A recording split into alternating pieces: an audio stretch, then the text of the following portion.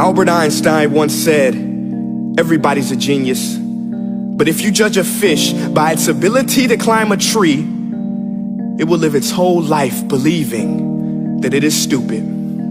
Ladies and gentlemen of the jury, today on trial we have modern day schooling. Glad you could come. Not only does he make fish climb trees, but also makes them climb down and do a 10-mile run. Tell me, school, are you proud of the things you've done? Turning millions of people into robots, do you find that fun? Do you realize how many kids relate to that fish? Swimming upstream in class, never finding their gifts, thinking they are stupid, believing they are useless? Well, the time has come, no more excuses. I call school to the stand and accuse him of killing creativity, individuality, and being intellectually abusive. He's an ancient institution that has outlived his usage. So, Your Honor, this concludes my opening statement, and if I may present the evidence of my case, I will prove it. Proceed. Exhibit A. Here's a modern day phone. Recognize it? Here's a phone from 150 years ago. Big difference, right? Stay with me. Here's a car from today, and here's a car from 150 years ago. Big difference, right? Well, get this. Here's a classroom of today, and here's a class we used 150 years ago. Now ain't that a shame? In literally more than a century, nothing has changed.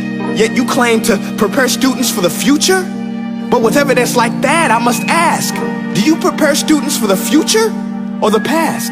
I did a background check on you and let the record show that you were made to train people to work in factories, which explains why you put students in straight rows, nice and neat, tell them sit still, raise your hand if you want to speak, give them a short break to eat, and for 8 hours a day tell them what to think.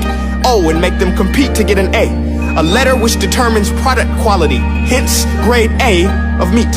I get it. Back then, times were different. We all have a past. I myself am no Gandhi. But today, we don't need to make robot zombies. The world has progressed. And now we need people who think creatively, innovatively, critically, independently, with the ability to connect. See, every scientist will tell you that no two brains are the same. And every parent with 2 or more children will confirm that claim.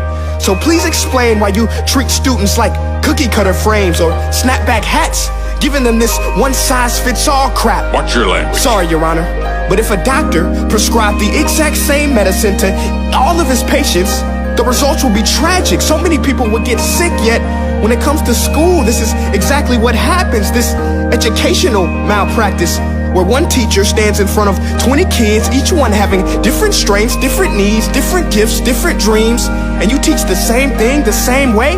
That's horrific. Ladies and gentlemen, the defendant should not be acquitted. This may be one of the worst criminal offenses ever to be committed. And let's mention the way you treat your employees. Objection. Overruled. I want to hear this. It's a shame. I mean, teachers have the most important job on the planet, yet they're underpaid? No wonder so many students are short-changed. Let's be honest, teachers should earn just as much as doctors, because a doctor can do heart surgery and save the life of a kid, but a great teacher can reach the heart of that kid and allow him to truly live. See, teachers are heroes that often get blamed, but they're not the problem. They work in a system without many options or rights. Curriculums are created by policymakers, most of which have never taught a day in their life. Just obsessed with standardized tests. They think bubbling in a multiple choice question will determine success. That's outlandish. In fact, these tests are too cruel to be used and should be abandoned, but don't take my word for it. Take Frederick J. Kelly, the man who invented standardized testing, who said, and I quote, "These tests are too cruel to be used and should be abandoned." Ladies and gentlemen of the jury, if we continue down this road, the results will be lethal.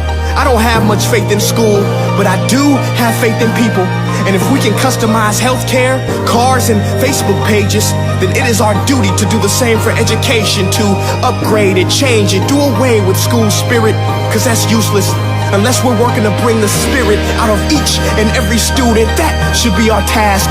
No more Common Core. Instead, let's reach the core of every heart in every class. Sure, math is important, but no more than art or dance. Let's give every gift an equal chance. I know this sounds like a dream, but countries like Finland are doing impressive things. They have shorter school days, teachers make a decent wage, homework is non-existent, and they focus on collaboration instead of competition. But here's the kicker, boys and girls. Their educational system outperforms every other country in the world. Other places like Singapore are succeeding rapidly. Schools like Montessori, programs like Khan Academy, there is no single solution. But let's get moving, because while students may be 20% of our population, they are 100% of our future. So let's attend to their dreams, and there's no telling what we can achieve.